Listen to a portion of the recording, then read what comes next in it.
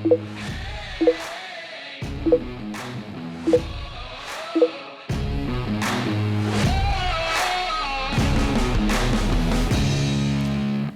can I stop holding grudges?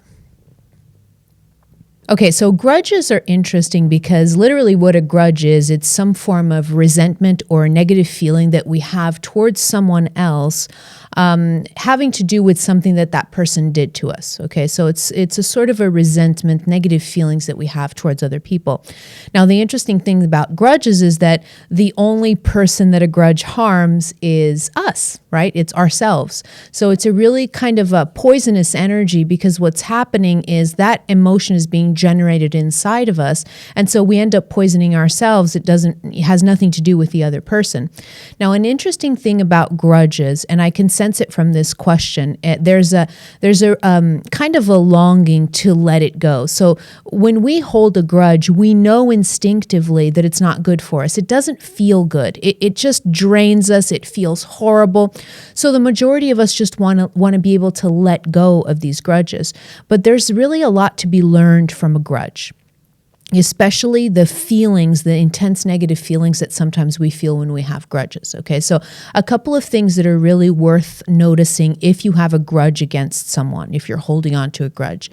The first thing is to notice that from an energy perspective, let's get into the energetics of this. From an energy perspective, if I have a grudge against someone else, I'm really tethered to them. Okay, so I have a cord, an energy cord that's attached between me and that other person.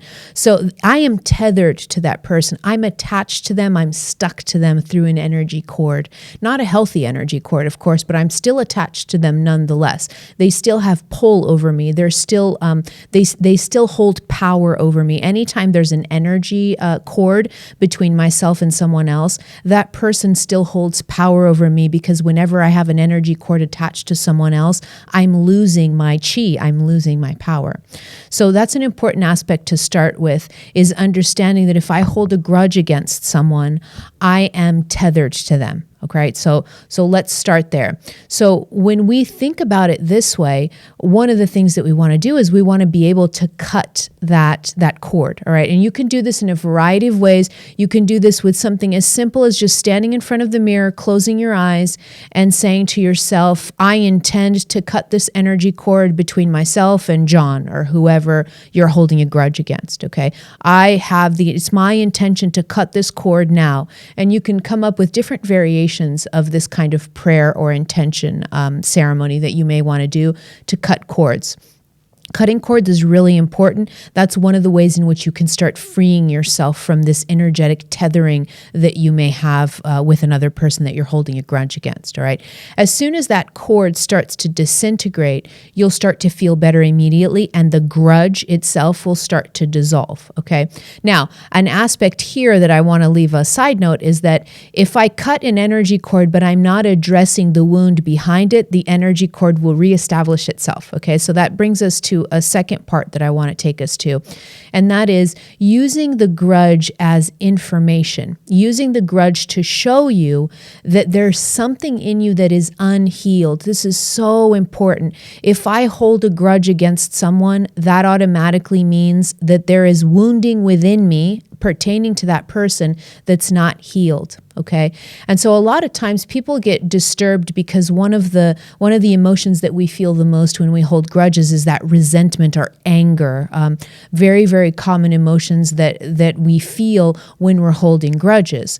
Well, resentment and anger, I always tell people these are really important emotions to work with because these are very powerful, but they're usually surface level emotions. So if you're trying to heal a grudge, you've got to go down below the anger, and usually anger is the superficial sign of deep sorrow. Okay, so that's another aspect that's important. When you're holding a grudge, there's probably a part of you, even though the anger or the resentment is the part that you feel the most, if you take a nice deep breath and you dip down below that anger and that resentment, you're going to find sorrow or sadness, a variation of these two emotions. And so really what's going on right in your depths is that you feel really just sad. There's grief, there's sorrow, there's sadness that happened to you, or that person did something to you or did that particular thing to you. And so that sadness, that sorrow, that grief, the variation of this emotion of sadness, it has to be worked with. It has to be cradled. It has to be just embraced and given space. And as soon as the sadness starts to heal, as soon as the grief starts to heal, as soon as I know how to sit with my sorrows, as soon as I say to myself, what that person did to me hurt me so much, and I'm going to come into contact with that pain now. And as soon as you go into that and you really breathe into that, what's going to happen is just by coming into contact with that emotion of what the person did to you, what that caused in you, just going into this emotion is going to start disintegrating the emotion because it's being processed, it's being felt. Emotions just want to be felt, really. That's the easiest way to heal any kind of emotional content, is just to feel it, to sit with it from a position of non-resistance, from a position of no fighting. I'm just going to sit with it. I'm going to welcome it, and I'm going to just cradle it. And as you're doing that, the emotion itself will start to process. Once the sadness and the grief processes, the anger is going to start to process too, because anger is just a superficial level of sorrow. And so the anger is going to start to process. And pretty soon what's going to happen is, as you're processing these emotions, as you're healing the deep wounds that were caused by another person that you're holding a grudge against, now suddenly that energy starts to disintegrate, and then the energy cord that tethers you to the other person disintegrates, and there are no more grudges. You see? So the grudge itself, it releases very, very easily as soon as you go into the emotional content, as soon as you go into the wounding, as soon as you go into the pain that another person caused you. When you go into that, everything starts to kind of transform.